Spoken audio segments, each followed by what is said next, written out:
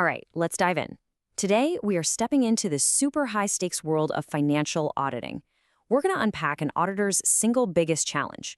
How do you manage risk? And how do you make sense of that complex web of controls that are supposed to keep a company's finances on the straight and narrow? So let's pull back the curtain and see how auditors really navigate this financial minefield.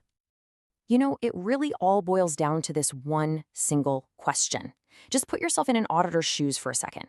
You're about to sign off on a massive company's financial report. What's that one nagging fear that's always in the back of your mind? It's this, right here. What if I miss something big? What if there's a huge, glaring error, and I'm the one who gives it the all clear?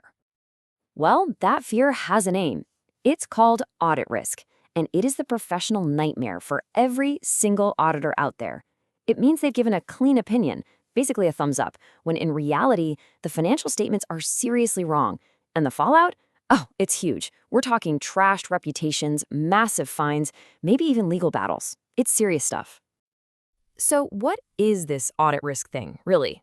Well, it's not just one big monster. Think of it more like a recipe with a few different ingredients. To really understand how to fight it, first, we've got to break it down. At its heart, the formula is actually pretty straightforward. Audit risk is basically what you get when you multiply two things together. First, the risk that the company's books are already wrong before the auditor even walks in the door. And second, the risk that the auditor's own procedures won't actually find those errors. Okay, now this is where it gets really interesting because this shows you who's holding the bag for each piece of the puzzle. The first two, inherent risk and control risk, that's all on the company. Inherent risk is just the raw baseline chance of an error. Maybe the industry is super complex, right? Control risk is the chance the company's own safety nets fail.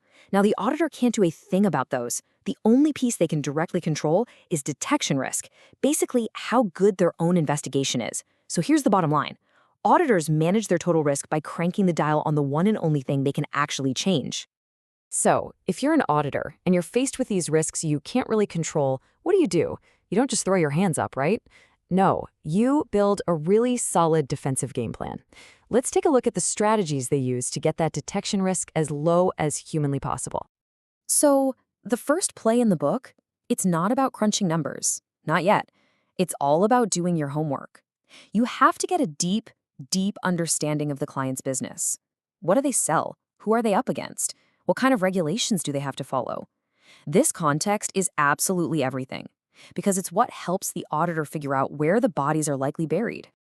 Now, auditors aren't on a mission to find every single misplaced penny. I mean, can you imagine? They're hunting for the big fish, what we call material misstatements. An error is material if it's big enough that it might actually make an investor change their mind about buying or selling stock. It's all about the size and the impact of the mistake. So how big is big enough? Well, there's no single magic number. It always comes down to the auditor's professional judgment. But a really common rule of thumb, a starting point you'll see a lot, is about 5% of the company's profit before tax. It just gives them a concrete number to start working with. And here's a clever way auditors give themselves a safety net. They'll set an overall materiality for the whole financial statement. But then, when they're actually doing their tests, they use something called performance materiality, which is a lower, more strict number. Why? It lowers the risk that a whole bunch of small, seemingly unimportant errors could add up and become one big material problem. It's a built-in buffer zone. All right, so we've done our homework on the business, we've set our materiality levels, what's next? Now we turn our attention inward to the company's own defensive line. Just how good is this company at preventing and catching its own mistakes? This is a huge part of the whole risk assessment. You can think of a company's internal control system like a really well-built fortress. And that fortress has 5 essential parts. The foundation is the control environment. That's the culture, the tone at the top. Then the company needs its own risk assessment process. The information system is like the plumbing that makes sure everything flows correctly. Control activities are the actual locks on the doors. Things like getting approvals. And finally, monitoring is the security camera system, making sure everything is still working right. But look, having a procedure written down in a dusty manual is one thing. The real question is, do these defenses, this shield, actually work in the real world? And that brings us to the next critical step. The auditor has to go in and test that shield. And this really is the million-dollar question, isn't it? It's one thing to have a big, fancy manual of controls. It's another thing entirely for them to actually work when it counts. As an auditor, you can't just trust, you have to verify. You need cold, hard evidence. So how do they do it? Well, auditors have a whole toolkit for this. For something simple, a basic checklist might do the trick. For something really complicated, like the company's entire process for making money, they might draw out a detailed flow chart to visually map every single step. The goal is always the same.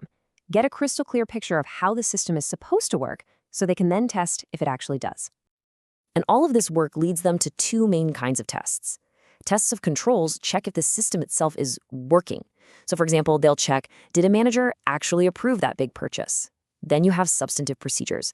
This is where they bypass the system and just test the numbers directly, like going to the warehouse and physically counting the inventory themselves. If the controls are strong, they can do less substantive testing. If they're weak, they've got to do a lot more. Okay, so everything we've talked about so far, these are the classic, time-tested principles of auditing. But what happens when those dusty old paper ledgers are replaced by blinking servers and cloud databases?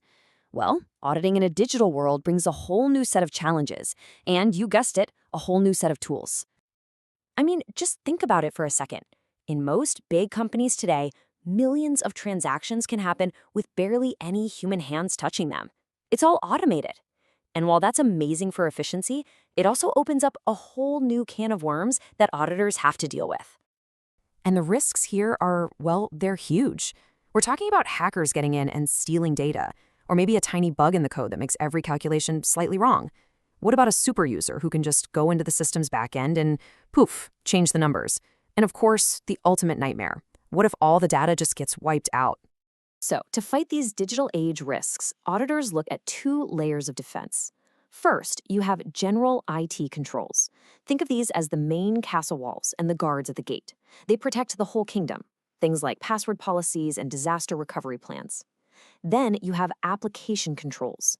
These are more like the specific locks on individual doors inside the castle, rules built right into the software, like a field that won't let you enter letters where a number should be. And you absolutely have to get this. These two things are completely intertwined. You need both. You could have the most secure software application on the planet, but if your general controls are weak, if anyone can just walk into the server room and mess with the code, then those application controls mean absolutely nothing. It's a package deal. So this all leaves us with a really interesting question to chew on. As we barrel into a future of AI and hyperautomation, where systems aren't just processing data but are actually making decisions, what happens to the auditor? Does their most human quality, their professional judgment, their skepticism, become more valuable or less? That's definitely something to think about as this whole field keeps changing right before our eyes.